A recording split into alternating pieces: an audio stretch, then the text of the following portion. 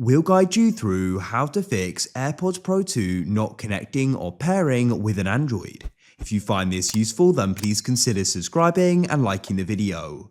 This problem is really annoying as you're then unable to use them. So to get started, open up the case. You should go and see a light appear. This shows they've got charge. If nothing appears, go and plug them in at the bottom and let them charge. Now, what you need to do is make sure they're both in the case, like so. You can close the lid. Then you can go and open up the settings on your Android, come to connections and click Bluetooth, make sure Bluetooth is enabled. Open the case up and come onto the back and find the button, just here. Press and hold it like so. Keep it held down until it starts glowing white and you'll hear a ding. Then they should go and appear on your Android. You may need to press scan in the top right. If they go and appear, then you can then go and tap them. If they still don't, then what we're going to try doing is performing a reset.